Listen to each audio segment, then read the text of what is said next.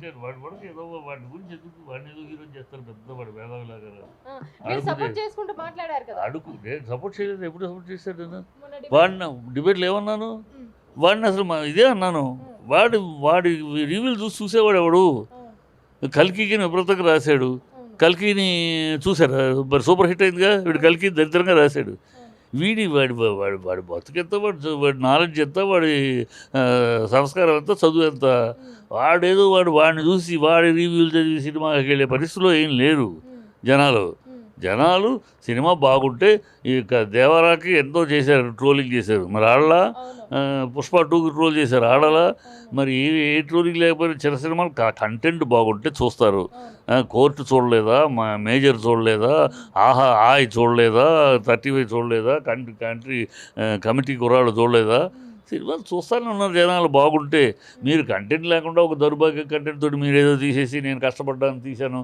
Cinema చూడలేదు వీళ్ళ trolling వల్ల పోయింది ఇది ఓడిపోయినాడు ఎత్తుక్కునే కుంటి సాకులు అంతే ఇంకేం లేదు ఒకరి మీద నిందేయడానికి చెప్తే మనం కంటెంట్ తోటి మంచి సినిమా తీస్తే ప్రేక్షకులు పెద్ద చిన్న తేడా లేకుండా చూస్తున్నారు కంటెంట్ లేకపోతే పెద్దవాళ్ళను కూడా నాయన టాటా బై బై అని చెప్తున్నారు మొన్న గుంటూరు కారం అవ్వచ్చు అంతకుముందు ఆచార్య అవ్వచ్చు కూడా పెద్ద సినిమాలు కూడా టాటా బై బై మొన్న కుబేర్ అవ్వచ్చు ఫస్ట్ వీక్ ఎంతో బ్రహ్మాండంగా చేసేసారు ఏమైంది ఎందుకు 2వ వారం పడిపోయింది హిట్ 2వ వారం ఎందుకు పడిపోయింది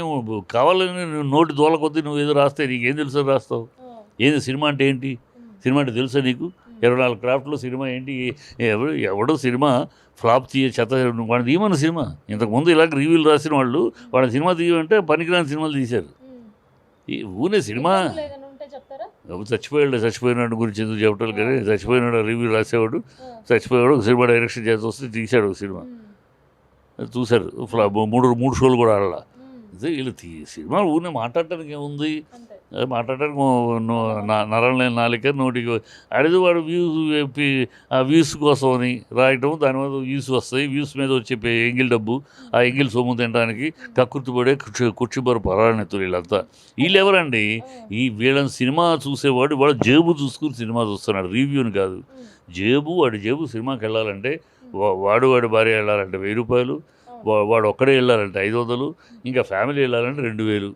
ఇంత ఖర్చు పెట్టి సినిమాకి అవసరము చూడొచ్చు అంటే అని వాడు అలా డిసైడ్ చేస్తున్నాడు ఈ రివ్యూలు చూడు రాసిన రివ్యూలు కింద కమెంట్లు చూసావా వీడు అమ్ముడు పోయి రాస్తున్నాడు వీడు వాడి దగ్గర డబ్బులు తీసుకుని రాస్తున్నాడు అని రాస్తున్నాడు మొన్న వచ్చిన సినిమాకి కూడా మేము మనీ డిమాండ్ చేసాము వాళ్ళు వద్దు అన్నారు సో నేను కూడా వద్దు అనుకొని సైలెంట్ అయ్యాను ఎవరు డిమాండ్ చేశారు డబ్బులు డిమాండ్ చేయలే ఈ ప్రొడ్యూసర్ తరపులు ఆయన ఇంటర్వ్యూలో ఆ రోజు ఇంటర్వ్యూలో నాతో అన్నాడు వీళ్ళ మనుషులే వెళ్ళి పిలిచారు రమ్మని ప్రమోట్ చేయమని పూలచొక్క బ్యాచ్ ప్రమోట్ చేయమని అడిగితే వాడు 40,000 అడిగాడు 40,000 వీళ్ళకి వర్కౌట్ కావాలా ఒకళ్ళకి ఇస్తే ఎంతమందికి ఇవ్వాలి ఎంతమందికి 40,000 ఇచ్చుకుని అనుకోండి అవసరం లేదు అనుకుని వదులుకున్నారు తర్వాత వాడు రివ్యూ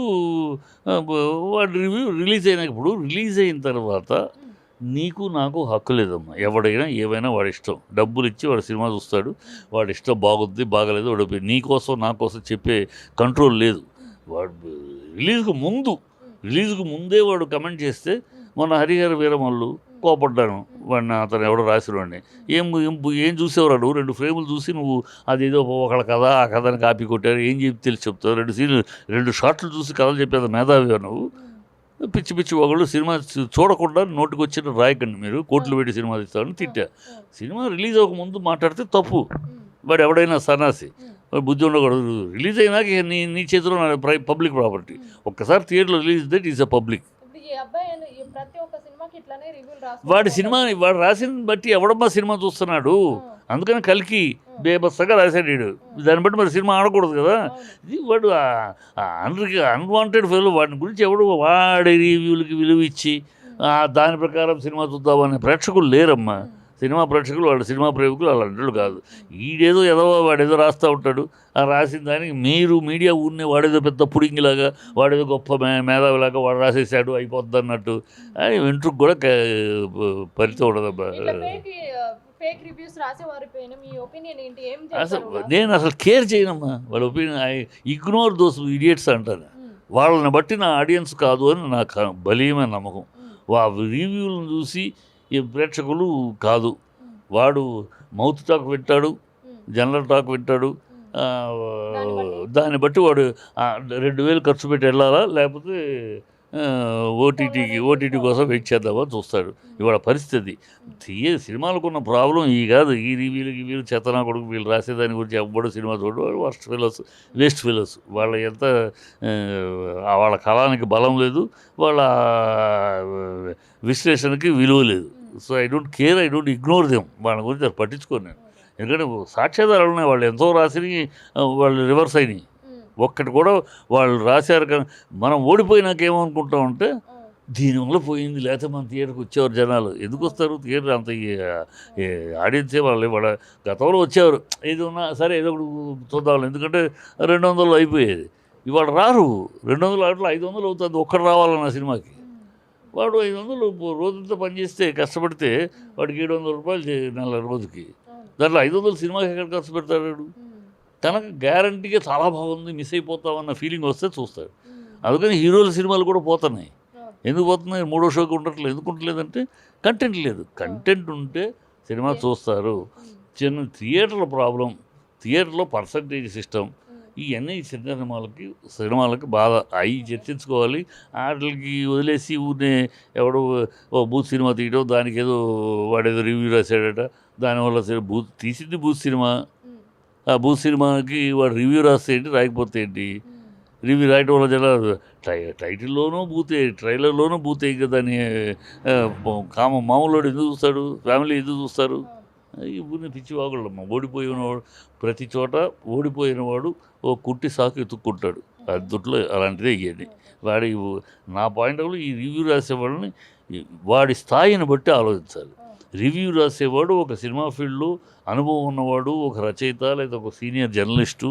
అలాంటి వాడు అంటే అతను సీనియరు, ఇంత అనుభవం ఉంది, అనేక సినిమాల గురించి సినిమాల గురించి అవగాహన ఉన్నవాడు, అతను రాశాడు అంటే దానికి ఒక విలువ. దాటిపోయే అడ్డమైన వాడు రాసే దానికి విలువ ఉంది. ప్రేక్షకులు ఏమో అలా లేరు.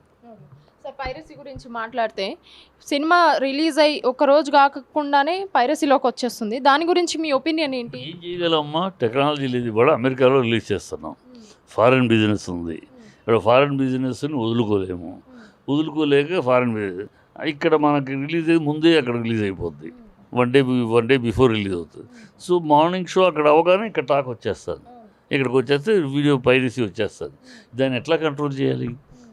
అది అందుకని టెక్నాలజీలో కొంచెం డార్క్గా లైట్ అండ్ షేడ్లోను, డార్క్ లైట్లోను తీయటం. అందుకనే సో వీడియో పైరసీ చూస్తుంటే అసలే డార్క్, అసలు పైరసీలో ఇంకేం కనపడదు. అందుకని ఆ టెక్నాలజీ వాడుతున్నాం. ఇప్పుడు దీన్ని కంట్రోల్ చేయడానికి లేదు. మనం పైరసీ వాడుతున్నాం కదా, మన సినిమాని పైరసీని బాధపడుతున్నాం. మనం ఇంగ్లీష్ సినిమాలు, హాలీవుడ్ సినిమాలు పైరసీ మనం వాడుతున్నాం కదా. సో ఇవన్నీ పైరసీ అనేదానికి జరుగుతుంది. ఎప్పటికీ ఏదో పెట్టారు, ఎక్కడ మార్కులు వేస్తున్నారు, మార్క్ ప్రకారం దొరికింది పెడతారు. ఇప్పుడు అత్తకి దారేది ఫస్ట్ హాఫ్ అంతా లీక్ అయింది. ఏమైంది? హిట్ అయిందిగా సినిమా, హిట్ అయిందిగా. సో పైరసీ వల్ల నష్టం, ఒక్కోసారి నష్టం, ఒక్కోసారి లాభం. ఏం చేయలేము. వీ హ్యావ్ టు ఫేస్ అమ్మా. మనం ఒక పరిశ్రమలో ఉన్నాం. దానికి అనేక ఇప్పుడు సినిమాలు మొదట్లో ఒట్టి సినిమానే. సో జనాలు థియేటర్కి తప్పితే ఇంకో వేరే ఛాన్స్ లేదు. ఆ తర్వాత టీవీలో వచ్చినాయి. టీవీలు వచ్చినాక టీవీలో నాటకాలు షో వచ్చి టీవీలో సినిమాలు వేయటం మొదలెట్టినాక థియేటర్ రావడం తగ్గారు. ఆ తర్వాత కరోనా వచ్చింది. కరోనా వచ్చినాక బాగా ఓటీటీకి అలవాటు పడ్డారు. అసలు థియేటర్కి రావడమే మానేశారు. ఇప్పుడు థియేటర్ రప్పించుకోవడానికి మంచి కంటెంట్ తోటి తీయాలి, థియేటర్లు పర్సంటేజ్ తెచ్చుకోవాలి. ఇన్ని సమస్యలు ఉన్నాయి. అందులో పైరసీ అనేది వన్ ఆఫ్ ది ఇష్యూనే. కానీ పైరసీ వల్ల ఇండస్ట్రీ కిల్ అయిపోతుంది అనేది ఒకటి మాట. ఆ పైరసీ ఎవరికి? ఆ 4-5 పెద్ద సినిమాలకి. ఇప్పుడు చిన్న సినిమాలకి కోర్టుకు పైరసీ చేస్తారా? లేదు కదా. ఇప్పుడు ఈ చిన్న సినిమాలు ఆడుతున్న సినిమాలకి ఎవడు పైరసీ చేయడు. వాడు పెద్ద సినిమాలు, హీరో సినిమాలకు పైరసీ. ఆ హీరో సినిమాలు ఆటోమేటిక్గా ఎంత కంట్రోల్ చేసినా అమెరికా నుంచో, సింగపూర్ నుంచో, మలేషియా నుంచో వచ్చేస్తున్నాయి. ఎందుకంటే వీళ్ళు బిజినెస్ కోసం మరి అక్కడ చేసుకోవాలి. బిజినెస్ ఆపుకోలేరు. వాళ్ళ $1,00,000 బిజినెస్ వదులుకోలేరు కదా. సో మరి అది తమిళ్లో ఉంది అది కావాలి ఇది కావాలి అవ్వ కావాలి బువ్వ కావాలంటే కుదరదు కదా మరి. అక్కడ ఆదాయం కావాలి, ఫారిన్ బిజినెస్లో మనకు ఆదాయం కావాలి, మళ్ళీ మనది ఆగుతుందంటే ఎక్కడ ఆగుతాం, ఎక్కడ చేయగలం? అది కాదు, జరుగుతూనే ఉంటుంది, అది జరుగుతూనే ఉంటుంది. దాని ఏదో సినిమా కంటెంట్, అది కూడా ఏంటంటే సినిమా కంటెంట్ ఉంటే అది కూడా పైరసీ చేసిన అథారిటీ దానిది బ్రహ్మాండంగా ఆడింది. బాగాలేని సినిమా తప్పితే బాగున్న సినిమా అడ్వాంటేజ్ అయింది. అంటే భలే ఉంది అది అని ఇంకా అడ్వాంటేజ్ అయిపోతారు. సో మన పైరసీ చేస్తున్నారు రకరకాల ప్రక్రియలు, బట్ అవి జరుగుతూనే ఉన్నాయి. అది దొంగ ఎప్పుడు కూడా అమ్మా ఒక పోలీసు ఒక ఎత్తేస్తే దానికి మించిన ఎత్తు దొంగ వేస్తాడు. అలాగే మనం రూట్ తీసుకొస్తూ ఉంటే వాడు ఇంకో రూట్ ఎత్తుకుతూ ఉంటాడు. అది జరుగుతూనే ఉంటుంది. We have to face it.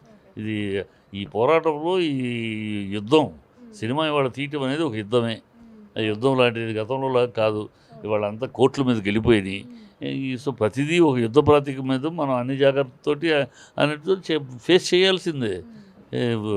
మనం తీసేస్తున్నాం కనుక వాళ్ళంతా అందరూ కామ్గా ఉంటారనుకుంటే మనం ఏరితనం అది.